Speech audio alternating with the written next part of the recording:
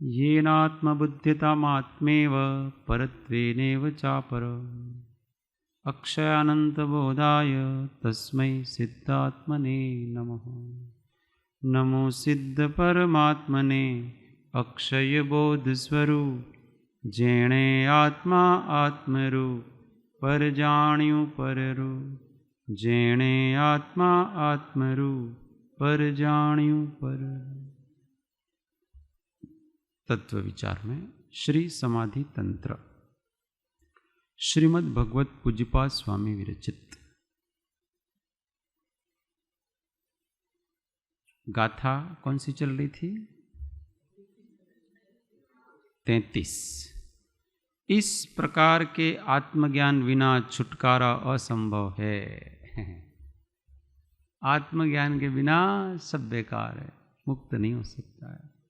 कितने भी तप कर लो, त्याग कर लो, संयम कर लो, पहाड़ से नीचे गिरो, औंधे मुख पे गिरो, एक टांग पे खड़े रहो, एक भी कर्म खत्म नहीं होगा। और शांति से चैतन्य का अनुसंधान करने से सब हो जाता। यो न वेत्ति परम देहा देवमात्मानमव्ययम् देहमेवात्मनमव्ययम् लभते स न निर्वाणम् लभते सा न निर्वाणम् तप्त्वापि परमं तपः तप्त्वापि परमं तपः यो न वेत्ति परम देहा यो न वेत्ति परम देहा देवमात्मानमव्ययम् देवमात्मानमव्ययम् लभते स न निर्वाणम् लभते सा न निर्वाणम् तप्त्वापि परमं तपः तप्त्वापि परमं तपः। सब साथ में। यो न वेत्ति परम देहा देवमात्मानमव्ययम् लभते स न निर्वाणम् तप्त्वापि परमं तपः। गुजराती। एम न जाने देहथी भिन्न जीव विनाश ते तपता तप घोरपण पामे नहीं शिववा। बहुत सुंदर।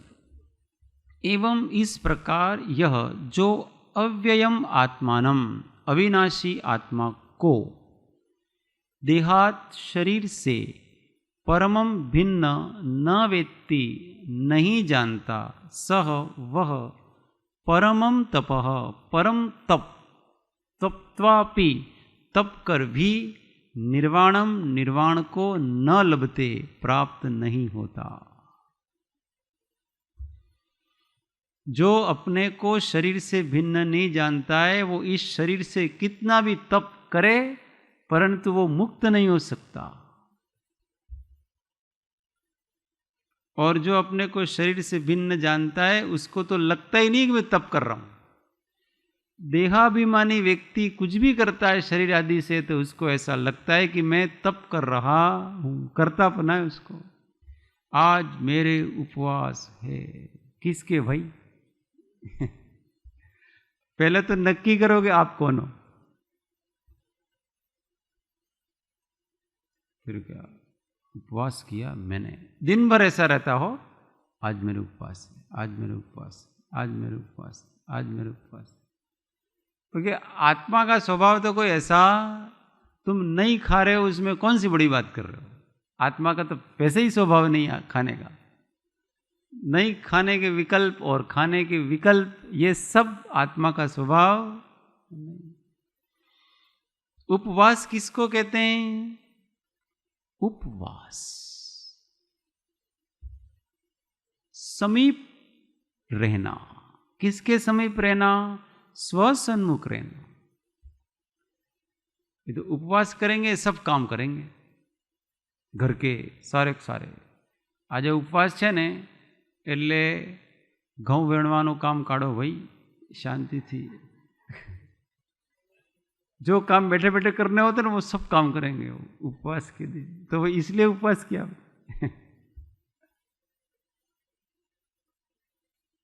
क्यों?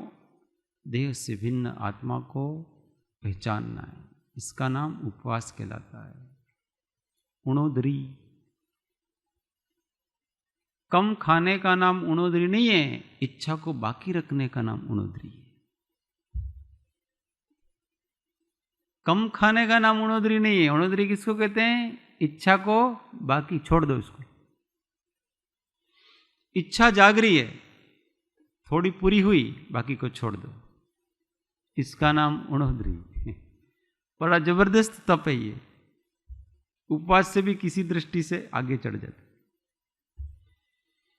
उपवास में तो आपके खाने का विकल्प खत्म, इसलिए आपको कोई विकल्प ही नहीं आ रहा है, उसकी इच्छा ही नहीं जाग रही है। उणोदरी में क्या है, आप खाने बैठे हो, भोजन मिल रहा है, अब 2 रोटी खाई, आपकी खाने की कैपेसिटी 4 रोटी, अब उसको 2 रोटी को बाकी रहने में, अब नहीं खाएंगे, भूख बढ़ गई हो, अब नहीं खाएंगे। ऐसे कोई भी इच्छा हुई, जब वो इच्छा बहुत तेज हो जाती है, उस समय उसको वहीं की वहीं छोड़ दो, ये उणोदरी कहलाता। जबरदस्त तप है वो। तो यहां ये कहते हैं कि जब तक यह अव्ययम आत्मानम, जो अव्यय है, जिसका व्यय नहीं होता है, अविनाशी, अखंड, निरंतर चलने वाला चैतन्य का प्रवाह, उसको अव्यय कहते हैं। ऐसी नित्य आत्मा को वो जब तक नहीं जानता है, तब तक वो परम तप करे, घोर तप करे, तो भी निर्वाण को प्राप्त नहीं होता। यहां तप में मतलब बाह्य तप की अपेक्षा से लिया गया है। जिसको लोग जगत में तप कहते हैं, उसको यहां तप के रूप में लिया गया है। वास्तव में तप तो तप ही है, निस्तरंग चैतन्य प्रतपनात् तपः। इस चैतन्य में निस्तरंग होना, चैतन्य का इच्छा रहित कर देना, विकल्प रहित कर देना, इसका नाम तप कहलाता। उस सब तप से तो तुरंत ही निर्वाण की प्राप्ति हो जाती, श्रेणी चढ़ जाता। ये वाला तप करना चाहिए, इच्छा रहित होने का तप।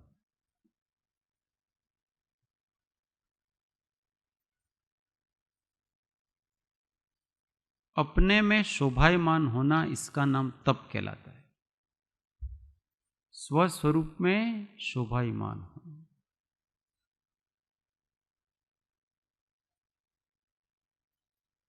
शरीर से हम पहले से ही अलग हैं, इसलिए शरीर की किसी भी क्रिया से करने से ज्ञानी जीव को ऐसा नहीं लगता है कि ये मैंने किया,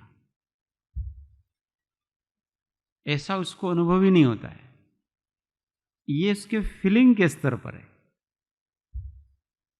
ऐसा नहीं है कि ऐसी चीज में उसको जागृति रखनी पड़ती है, ऐसा नहीं, फीलिंग के स्तर पर। बोल रहे हैं तो उसको नहीं लगता है कि मैं बोल रहा हूं, बोलो, उसको ऐसा ही लगता है कि मैं जान रहा हूं।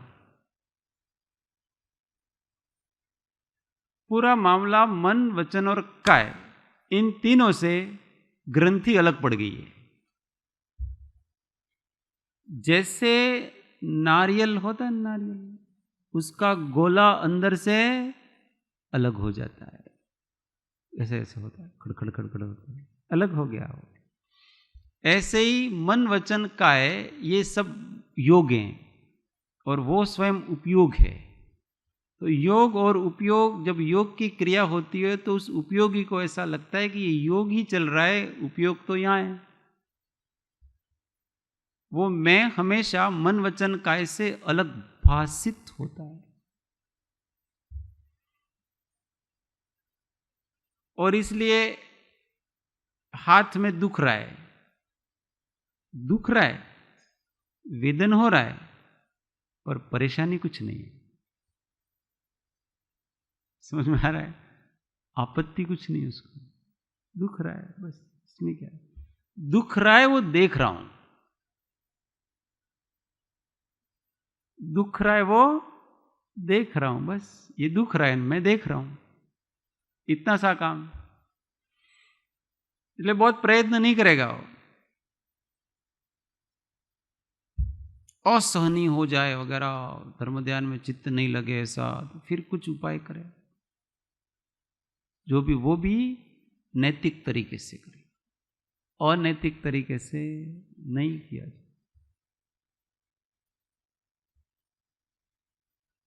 ये बहुत बड़ा चमत्कार है। एक बार इस शरीर से भिन्न अपने आप का संवेदन हो जाए तो वो जीव कभी दुखी नहीं होता। उसके टुकड़े टुकड़े कर दो ने आप, तो भी वो सागरमल गोपा की तरह होता है। इनकलाब जिंदाबाद। उसको पीट पीट करके, स्वतंत्रता सेनानी था, उसको पीट पीट करके पूरे शरीर को लहूलुहान कर देते थे, पीठ में इधर इधर। फिर बर्फ पे सुलाते उसको, छाती पे तो बर्फ पे सुला रहे हैं और पीछे नमक मिर्ची डाल रहे हैं इसके। अब कल्पना करो क्या हालत होती होगी। और वो बोल रहा हो प्रसन्नता से, इनकलाब जिंदाबाद, भारत माता की जय हो। किस दम से बोल रहा हो, कितनी शक्ति। अब वो तो केवल एक संकल्प शक्ति से इतना जबरदस्त है, तो देखो अगर वास्तविक चैतन्य शक्ति से किया जाए तो कोई दुख का एहसास ही नहीं। तो ये ऐसा होता है। इसलिए कैसे भी करके, इसलिए तपस्वी कोई भी तप करता है तो खेद खिन्न नहीं होता है। अगर परेशान हो रहा है तो समझना कि वो तपस्या नहीं है। यहाँ तो जिस दिन एकाशन होता है उस दिन 25 आइटम, 3 टाइम का 1 टाइम में खाना। थोड़ा सा भी खाली रह गया, पता नहीं यार शाम को भूख लग जाए तो काहे को एकाशन कर रहे हो आप? शाम को भूख लगाने के लिए एकाशन था।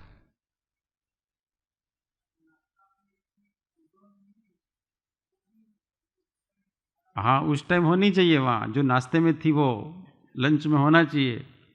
उकाला चाय वगैरह जो भी खाकरे वगैरह सब होने चाहिए। जरा भी शरीर को कष्ट, एकाशन किया तो भी कष्ट नहीं होने दे रहा है, इसको कष्ट नहीं पड़ना चाहिए भाई। जरा भी अब चिंता है उसको कि अभी तो मैं भोजन कर, अब रात को भूख लगी तो, अब इतनी चिंता जिसको है वो क्या तपस्वी है।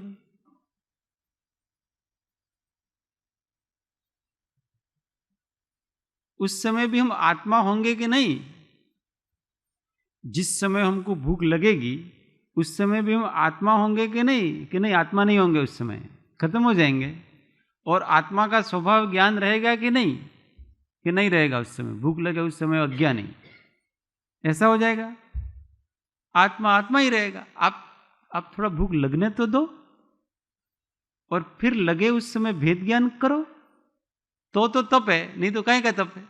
कष्ट पड़ने ही नहीं दे रहे हैं अपने तो। कष्ट नहीं होना चाहिए।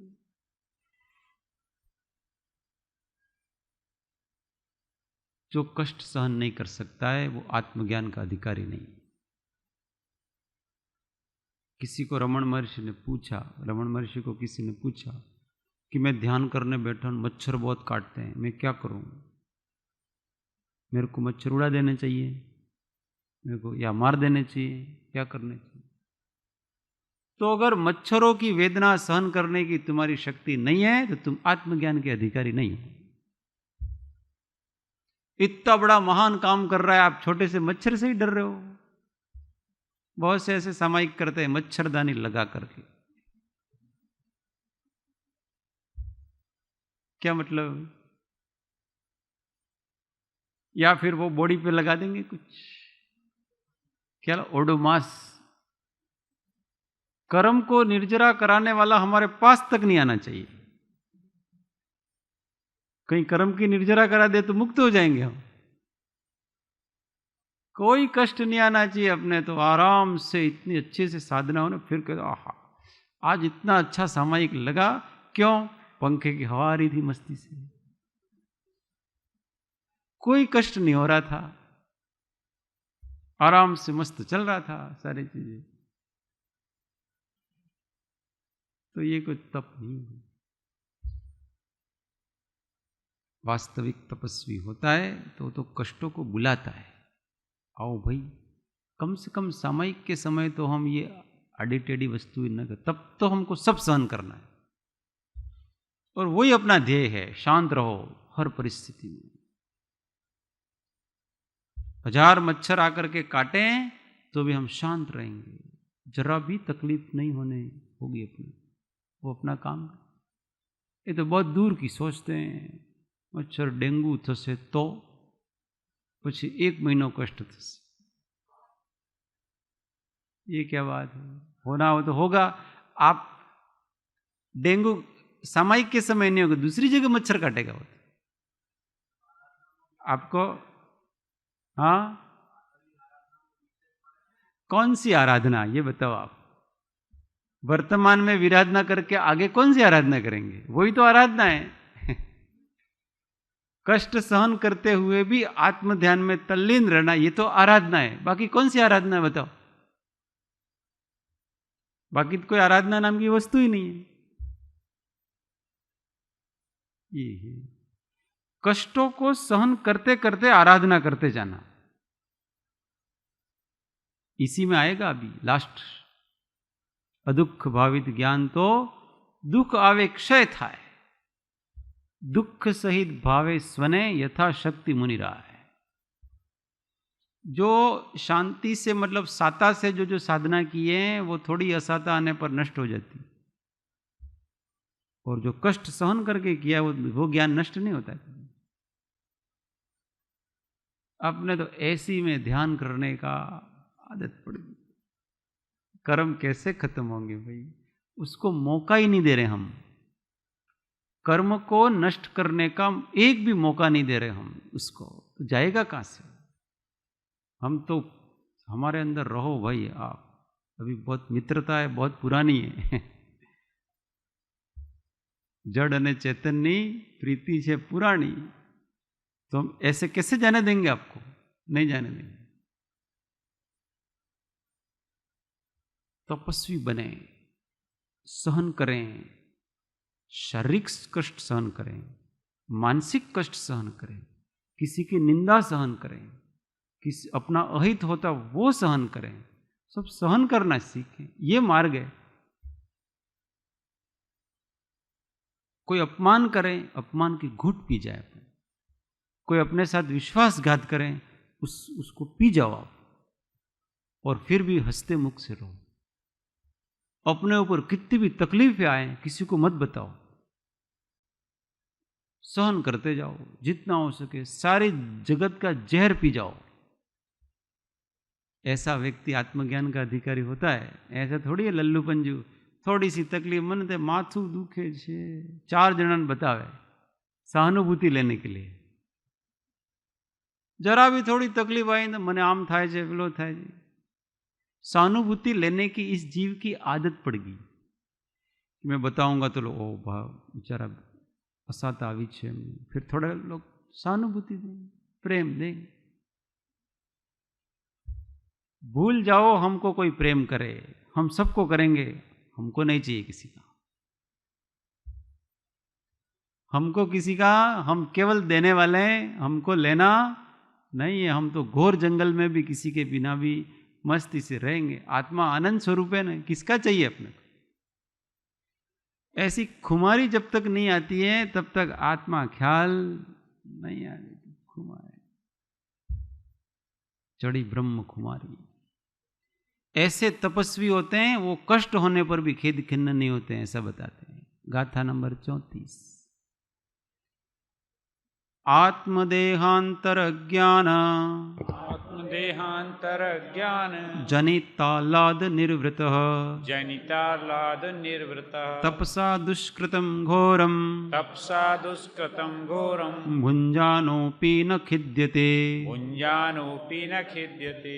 आत्मदेहांतर ज्ञान, आत्मदेहांतर ज्ञान, जनितालाद निर्वृत, जनितालाद निर्वृत, तपसा दुष्कृतं घोरम, तपसा दुष्कृतं घोरम, भुञ्जानोऽपि न खिद्यते। भुञ्जानोऽपि न खिद्यते। सब साथ में। आत्मदेहांतर ज्ञान जनितालाद निर्वृत तपसा दुष्कृतम घोरम भुंजानोपि न खिद्यते। गुजराती। आत्मदेह विभाग थी उपजो ज्या आह्लाद तपथी दुष्कृत घोर ने वेदे पण नहीं था। क्या सुंदर बात है। ये सब मेरे को बोलते बोलते कहते कहते इतना आनंद आता है, इसको अनुभव करते हुए कितना आनंद है। एक एक गाथा में आत्मा का आनंद है पूरा पूरा सारा। तो कहते हैं आत्मदेहांतर ज्ञान जनिता लाद निर्वृत। आत्मा और शरीर के भेद ज्ञान द्वारा उत्पन्न हुआ आह्लाद से संतुष्ट तपस्वी तपसा तपश्चरण पूर्वक घोरम दुष्कृतम घोर पाप को भुंजानपि भोगते हुए भी न खिद्यते खेद खिन्न नहीं होता। खेद खिन्न घोर तप वास्तव में बाहर वालों को दिख रहा है। घोर गर्मी की सीजन है, पहाड़ के ऊपर मुनिराज बैठे नग्न दिगंबर, ऊपर से अग्नि की बरसात हो रही है, नीचे से भी अग्नि की बरसात हो रही है, और महाराज बैठे हुए मस्ती से पत्थर की तपती हुई शिला पर। लोगों को लग रहा है क्या जोरदार तपस्या कर रही हैं और वो आनंद का अमृत पी रहे हैं। उनके आनंद का कोई ठिकाना ही नहीं है। हमको लगता है खतरनाक तप करी रहा है। क्यों? आत्मदेह विभाग थी उपजो ज्या आह्लाद।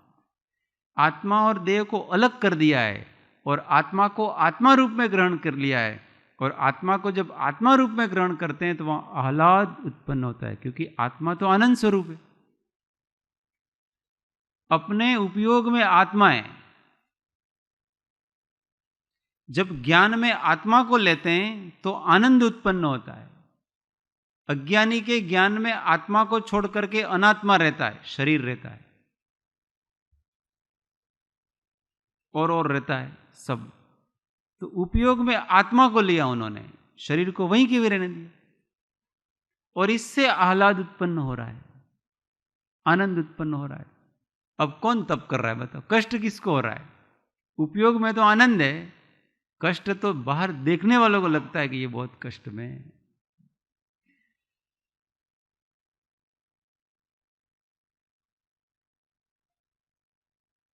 कठिन है, पर एक बार ज्ञान स्वभाव समझ में आ जाता है ना, सब सरल है, एकदम सरल बात।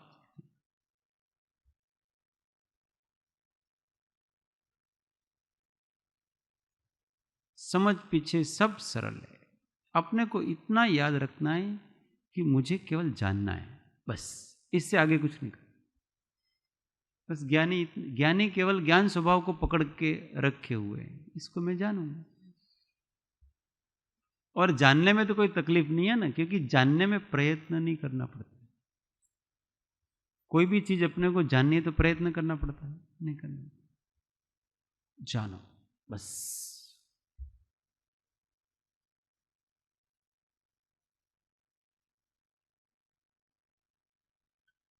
एक बार मुझे कुत्ते ने काटा। हम जामनगर जा रहे थे और मासी के वहाँ, पारस भाई के वहाँ जा रहे थे, उनको पता है अभी भी निशानियाँ। ये तो मैं मेरा अनुभव बताता हूँ। बहुत गहरा घाव कर दी इतना अंदर। फिर अब कुत्ते ने काटा इसलिए कैसा भी इंजेक्शन, और वो तो कुछ तो इंजेक्शन लेने पड़ते हैं। फिर वहाँ तो हमने कुछ नहीं किया, पट्टा वट्टा बांध दिया, बीच में खड़े हुए तो वहाँ काटा कुछ। डॉक्टर के पास, डॉक्टर बहुत सारी चीज તમારા અહીંયા થોડું તમને છે ને અહીંયા બેહોશ કરવા પડશે क्योंकि बहुत ज़्यादा गहरा हो गया ना, अंदर से मार वगैरह निकालना पड़ता है सारी। मैंने डॉक्टर साहब को कहा, डॉक्टर साहब आप मुझे इसको देखने का मौका दो कि आप जो करेंगे ना उसको देखने का मुझे भी तो मौका मिलना चाहिए कि आप क्या क्या कर रहे हैं, किस किस प्रकार से कर रहे हैं। तो आप सहन नहीं कर पाएंगे तो वो आप मेरे ऊपर छोड़ो, उसकी चिंता नहीं। वो आप मेरे को पारस भाई के ना તમે ડૉક્ટર સાહેબને જે કરો એ કરવા દો ને, મેં કહ્યું તમે મને જે કરો એ કરવા દો ને તમે डॉक्टर साहब आपको जो भी अंदर लगाना है वगैरह अंदर से निकालना है, जो भी जो करना है। और मैं सही बताऊं ना, मेरे को वो सब देखने का इतना आनंद आया, इतना आनंद आया, बहुत आनंद आया मेरे को।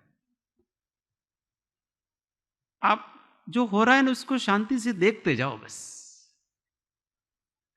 जब हमारा ध्यान देखने में होगा तो दर्द नहीं होगा, जब हमारा ध्यान दर्द में होगा तब आप कष्ट अनुभव करोगे। हम ये सोचेंगे अभी इसने ये सुई डाली ने कैंची डाली, कैंची डाल के वो मांस निकाल रहा है अंदर से, ये क्या कर रहा है, नहीं ऐसा लगता है कि मेरा मांस निकाला, ऐसा लगता हो मेरा निकाल लिया उसने अंदर। ज्ञान का कोई मांस होता है? चेतना का कोई मांस होता है? इस में से निकाल रहा है वो, जिसमें से निकाल रहा है वो आपका नहीं है और वो न आप, पर उसको मेरे अंदर से निकाल दिया इसने। कहां तेरे अंदर से निकाल लिया भाई? अमूर्त असंख्यात प्रदेशी चैतन्य आत्मा है, उसमें से कहां मांस निकाले ना कहां हड्डी निकालेगा ना कहां खून निकालेगा, कैसे निकालेगा?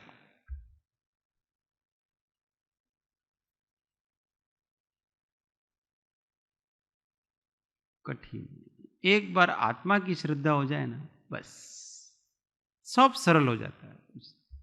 आप हाथ काटो ने नो प्रॉब्लम, हम उसको देखेंगे, आप कैसे काटते हो हम भी तो देखते हैं, इसमें क्या दिक्कत? ऐसी है ना खुमारी आती है, खुमारी, फिर सहन शक्ति से नहीं होती है, बेहोश हो जाते। शरीर की भी अपनी सहन शक्ति होती हो, अपन इस शरीर की जितनी क्षमता है इससे अधिक हम सहन नहीं कर पाते, तो उसको मूर्छा आ जाएगी। पर जब तक मूर्छा नहीं आएगी तब तक हम देखते रहेंगे उसको। मूर्छा आ जाएगी तो कोई बात नहीं, आ जाने दो, पर पहले से ही क्यों मूर्छित हो? पहले से कहीं को मूर्छित होना आपने, जब मूर्छा आएगी तो देखा जाएगा उसके। कभी डरो मत, उसको जानो। अपन क्या कष्टों से डरते हैं, सामना करो डट करके, क्या होगा, कितनी तकलीफ होगी, जितनी होगी उसकी जानेंगे ना। इस जीव ने सात्वी तम तम प्रभा की जो वेदना होती है उसको सहन कर लिया है, फिर भी ये जीव आज जीवित है। इसका ज्ञान मरा नहीं, पर विवशता से सहन किया था। उसको काट काट करके तेल की कढ़ाई में डाल दिया, उसको भी सहन कर गया हो। कैसे? रो रो के, विवशता से। अब प्रसन्नता से करो, डट करके सामना के मैं इसको जानूंगा। आप करो जो करना हो। मेरे ज्ञान स्वभाव को आप नष्ट नहीं कर सकते, उसको आप दुखी नहीं कर सकते, क्योंकि वो तो मोहनीय से दुखी होगा। हाँ। मिथ्यात्व है वही दुखी होगा, उसको बिना मिथ्यात्व के कहां से दुख पहुंचाओगे मेरे को? आप मुझे कुछ नहीं कर सकते।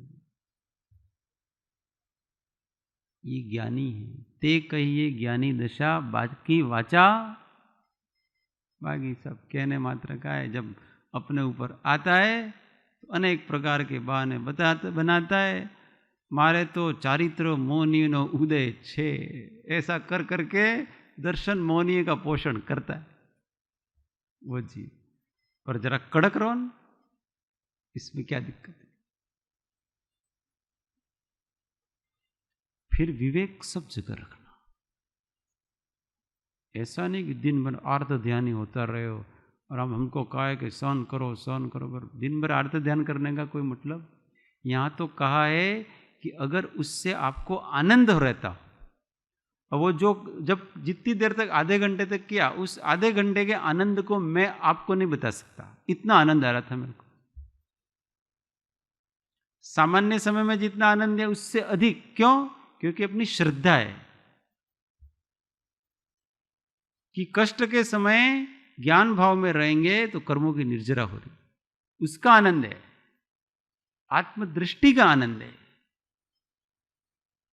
उस आनंद का आप कल्पना भी नहीं कर सकते, ऐसा आनंद है। वेदना तो कहाँ लगती ही नहीं है उसके आगे, जरा भी कुछ भी वेदना नहीं है उसकी।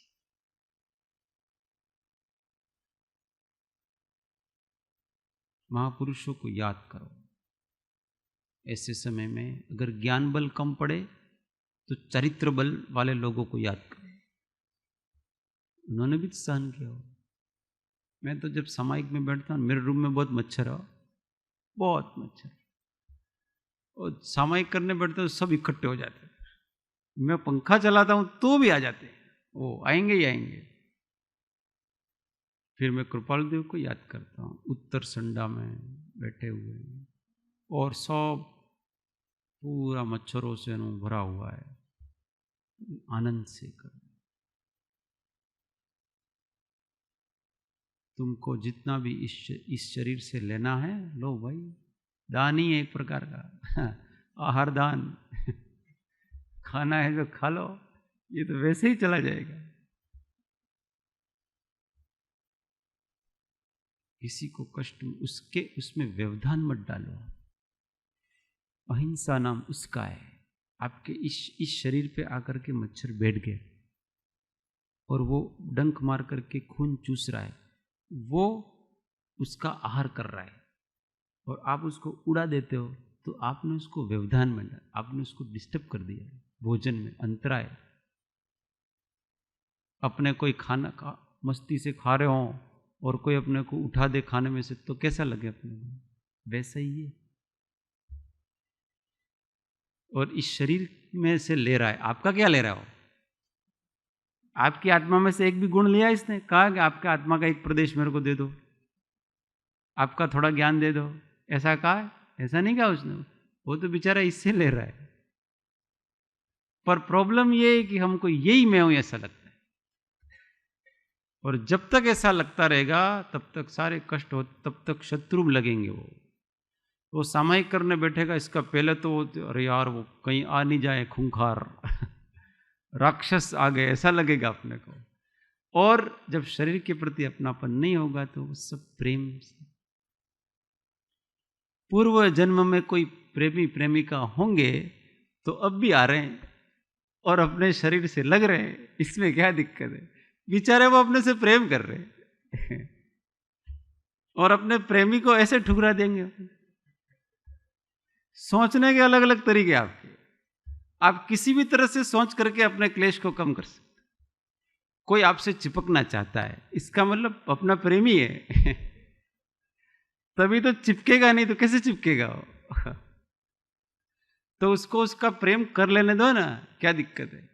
करो भाई, आई एम रेडी। अब जब ऐसा सोचेंगे तो कैसे उसको उड़ाने का मन होगा? कोई अपना बहुत प्रेमी होता है, अपने गले मिलता है, तो उसको दूर करने की इच्छा होती है? नहीं होती। और अधिक गले मिलो, एक हो जाओ, ऐसा मन करता है उसका। हम ऐसा क्यों नहीं सोच सकते उसके बारे में? और बात सही भी, जो अपने प्रति आकर्षित है उसका पुराना कुछ न कुछ तो है ही, तभी जाकर के तो अपने प्रति आकर्षित। तो जो है वो उसको ले लेने दो ना भाई, और चुकता करो। तुम्हारा मन भर गया, बस जाओ, और कुछ हो तो और भी ले लो, हमारा क्या जाएगा उसमें। तो वो ऋण धीरे धीरे पूरा हो जाता है कि चलता ही रहता है? अब पता नहीं किसका अब आपने अगर उसमें रस लिया तो बढ़ेगा। कोई आपको आलिंगन करना चाहता है, ठीक है, और आपने उसको करने दिया, पर अगर आपने भी उसमें रस लेना चालू किया तो वापस बढ़ेगा। आप रस मत लो, उसको जो करना है वो करने दो। उसके मन की भड़ास पूरी हो गई, अब चुकता हो गया।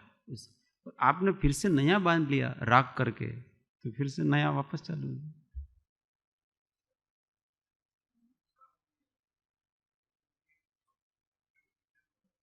हाँ हाँ, सबके होगी।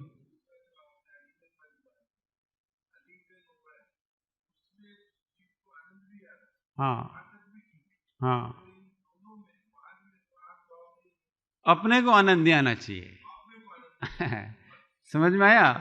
सामने का आनंद ले लो, अपने को आनंद नहीं आना चाहिए। अपने को आनंद आया तो राग भाव बड़ा, अपने को तो आत्मा का आनंद आना है। हम तो वैसे ही संतुष्ट हैं।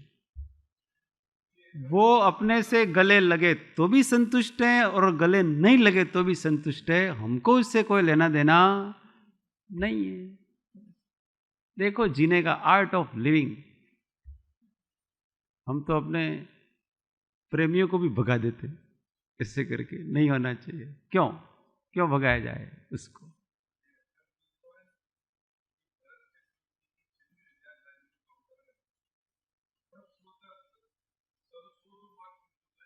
हाँ,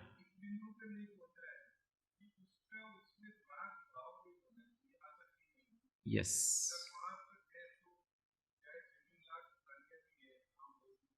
कितने भी वो केवल अपने पूर्व का उदय भोग रहे हैं। उनकी चेष्टाएं साधारण मनुष्यों जैसी नहीं होती।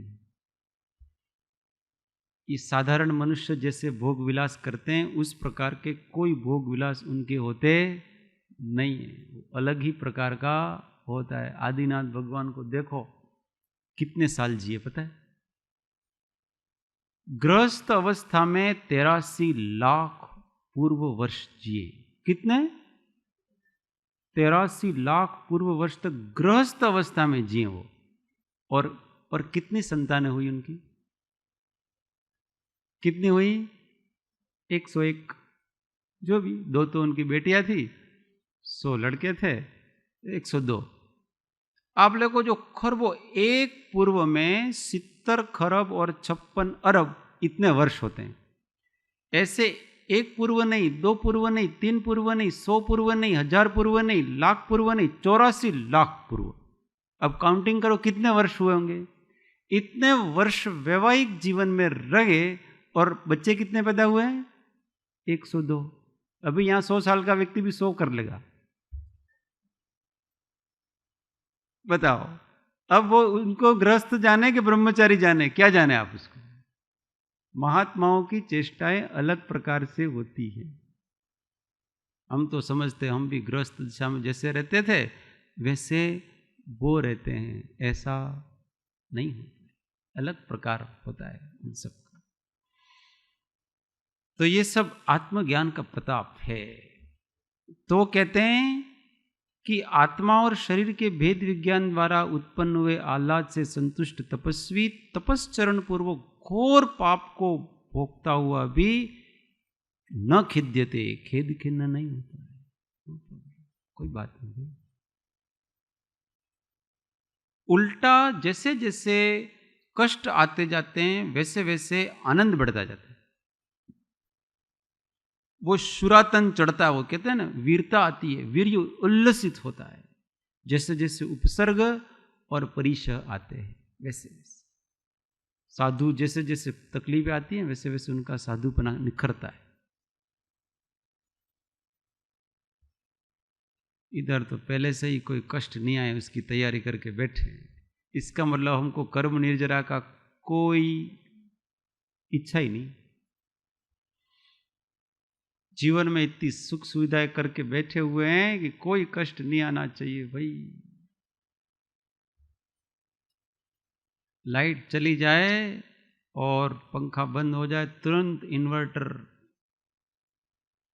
ऐसी जरा भी बंद नहीं होना चाहिए। इन्वर्टर तुरंत, पता ही नहीं पड़ना चाहिए कि हमारे लाइट चली गई और एसी बंद हुआ है। तुरंत दूसरी सुविधा, कोई कष्ट में खलल नहीं पड़ना चाहिए।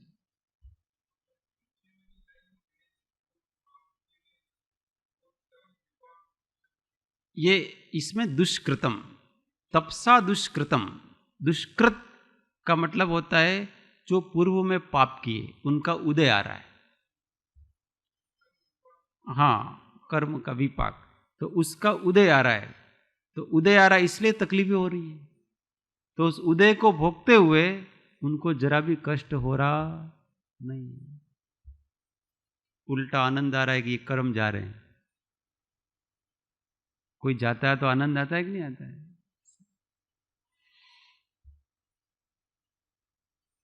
अब आगे कहते हैं कि ऐसे भेद ज्ञानी को ही आत्मस्वरूप किसे दृष्टिगोचर हो सकता है, तो ऐसे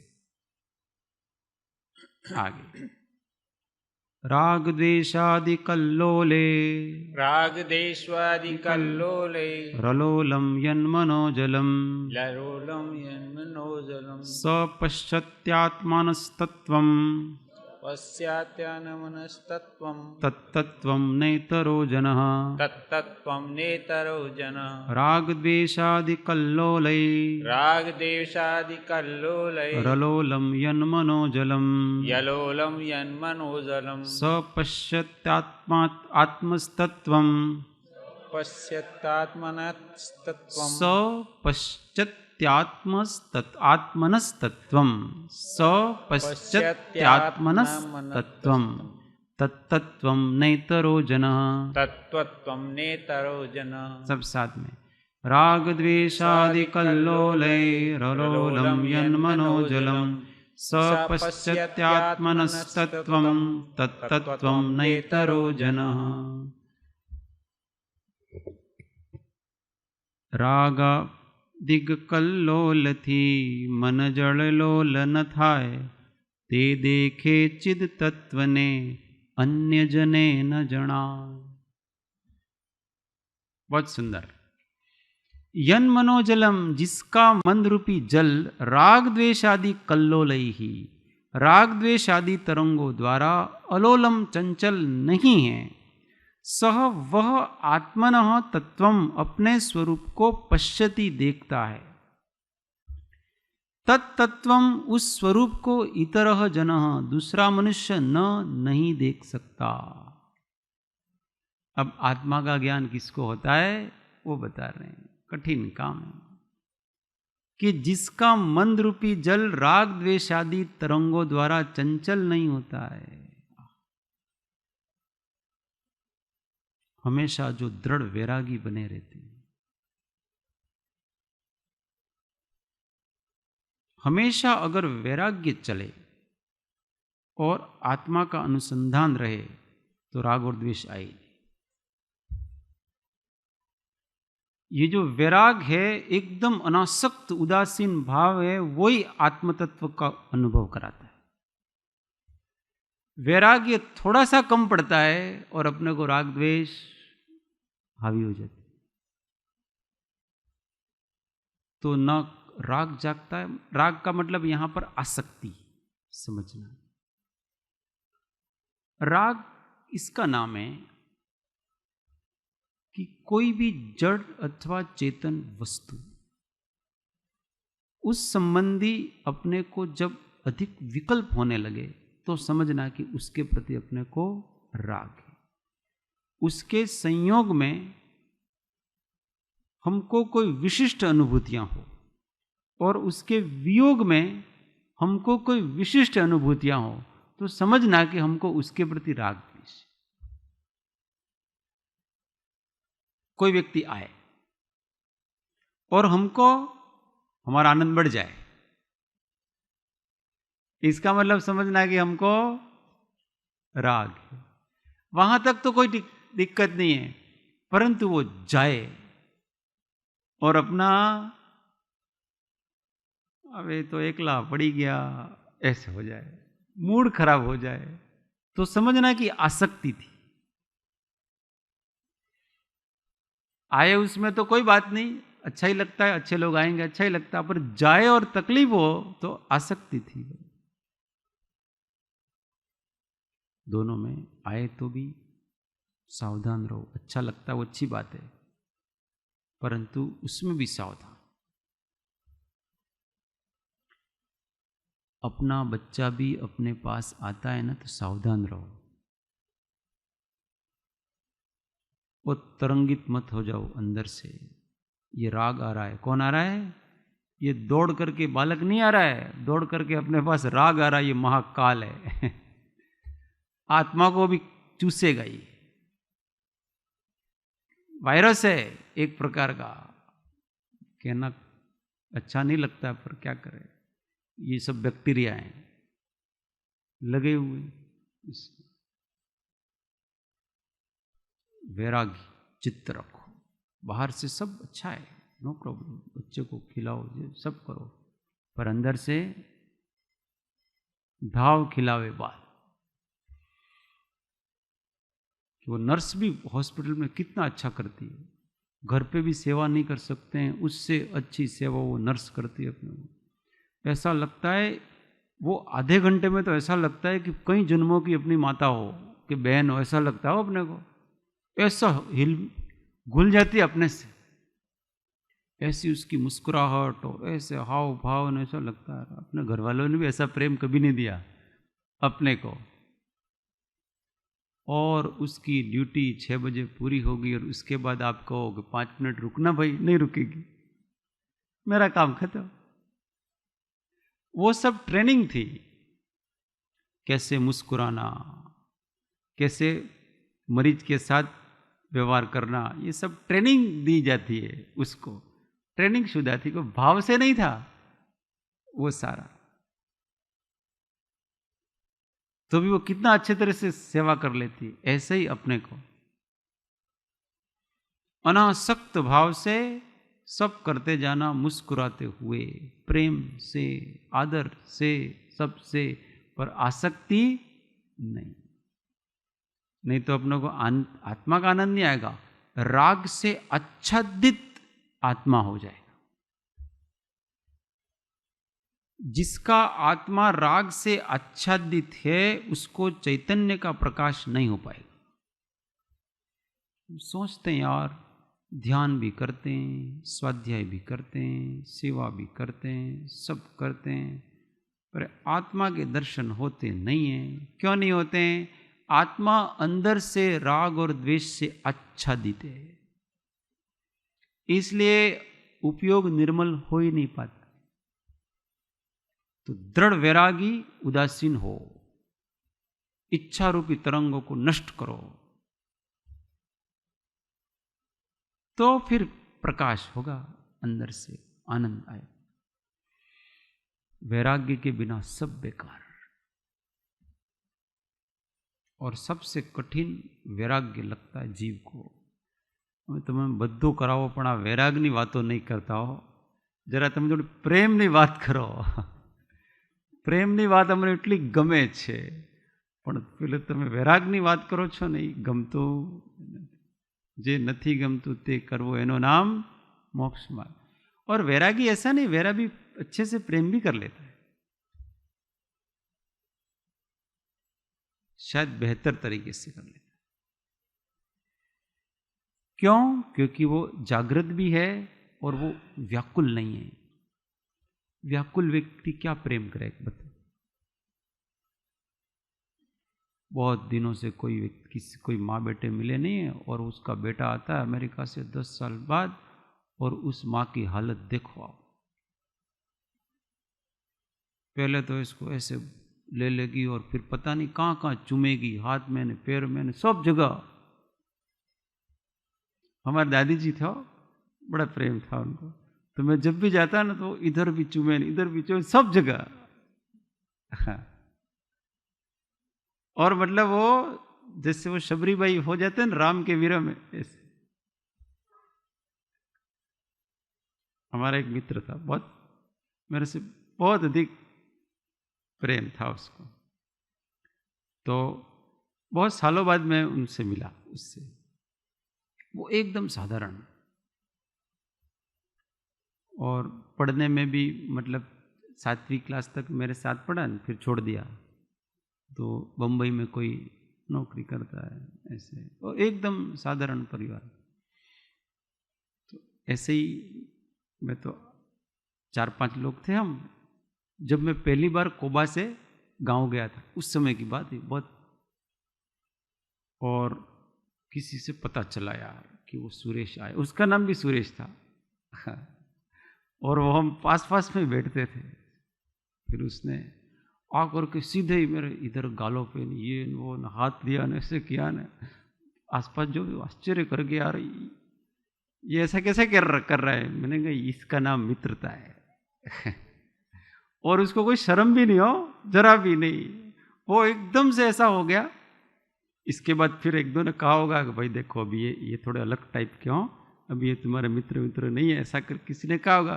फिर अब जब भी मिलता है ना जरा थोड़ा ऐसे शालीन होके मिलता है। पर मैंने कहा वो पहले वाला ही अच्छा था ओरिजिनल था वो, भावाभिव्यक्ति। तो जब अपन भावावेश में आ जाते हैं तो हम कहां खड़े हैं, किससे क्या कर रहे हैं, कुछ भी पता नहीं, विवेक चुक जाते हैं अपन।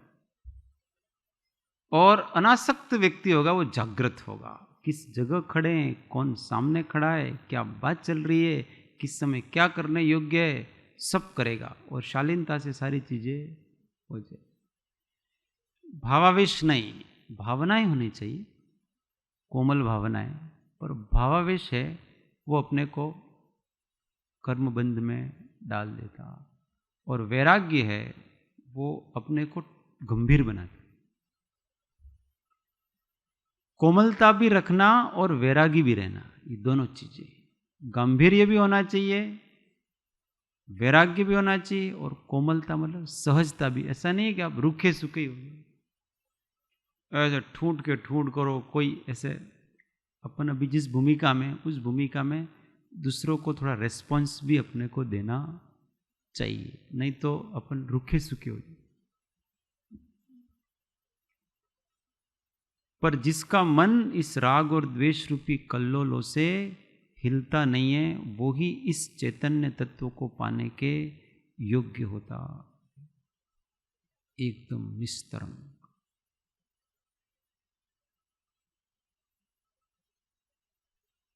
ध्यान में अपने को करना क्या है, तो ढूंढ ढूंढ करके कहाँ कहाँ अपनी रुचियाँ पड़ी हैं, कहाँ राग पड़ा है, कहाँ द्वेष पड़ा है, उसको ढूंढो। वो ढूंढ करके चित्त को विरक्त करो, इच्छा रहित करो, राग द्वेष रहित करो, तो आनंद आने। खाली कोरा ऐसा नहीं करते रहना मैं आत्मा हूं, नहीं ऐसे कोरा कोरा में मजा नहीं आएगा। वो जो आनंद क्यों नहीं आ रहा है उसको ढूंढो। कहां कहां वो वायरस पड़े हुए हैं, सहज रुचि कहां जा रही है, सहज उपयोग कहां जा रहा है। अभी उपयोग मेरा इतना उथला हुआ क्यों है, गहरा क्यों नहीं हो रहा है, क्यों मैं होते हुए भी अपने आप को ही संवेदन नहीं कर पा रहा हूं, क्यों मेरे अंदर आनंद नहीं खिल रहा है। इन सब कारणों को खोजा जाए। क्यों मैं आत्मा होते हुए भी अनात्मा जैसा हो रहा हूं, क्यों मैं आनंद स्वरूप होते हुए भी कुछ भी आनंद नहीं आ रहा है, क्यों हो रहा है ऐसा। कोई तो कारण होगा, ढूंढा जाए।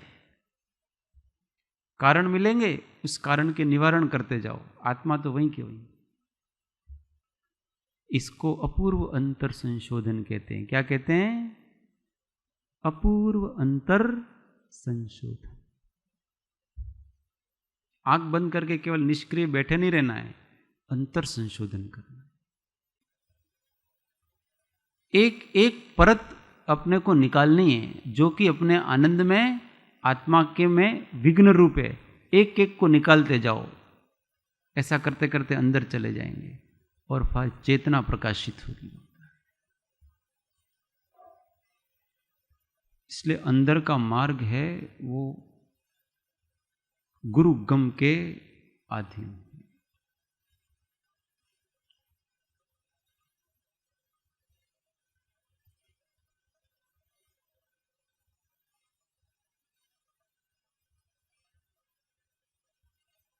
जितना अपन चिंतन अपने शुद्ध स्वरूप का करते हैं, उससे कहीं अधिक चिंतन मंथन अपने दोषों का विश्लेषण में लगाओ। क्योंकि अभी उसकी जरूरत है। पल पल ध्यान रखो कि किस दोष के कारण से मैं अपसेट हो रहा हूं। क्योंकि रुकावट तो यही है अपने को। आत्मा तो वैसे ही शुद्ध है ना, वैसे ही बुद्ध है। बार बार याद करके क्या करोगे? अब उस शुद्ध और बुद्ध में आवरण क्या है, उस आवरण को टालने का प्रयत्न। एक तरफ तो शुद्ध का लक्ष्य होना चाहिए और एक तरफ आवरण टालने में राग द्वेष से निवृत्त होने का पुरुषार्थ अधिक करना चाहिए। समस्या को टाला जाए, जो समस्या है उसको तत्व ज्ञान से ठीक करें और फिर धैर्य रखें। हर समय सफलता मिलेगी ऐसा कोई जरूरी,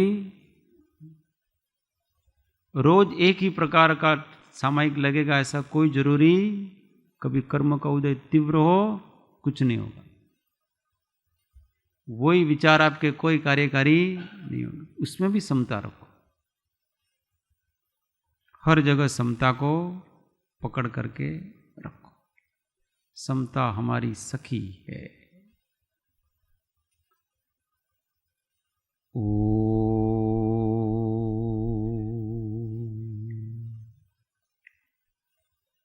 सुख धाम अनंत सुसंत चही, दिन रात्र रहे तध्यान मही। पर शांति अनंत सुधामय, प्रणमो पद ते वरते। ओ प्रणमो पद ते वरते।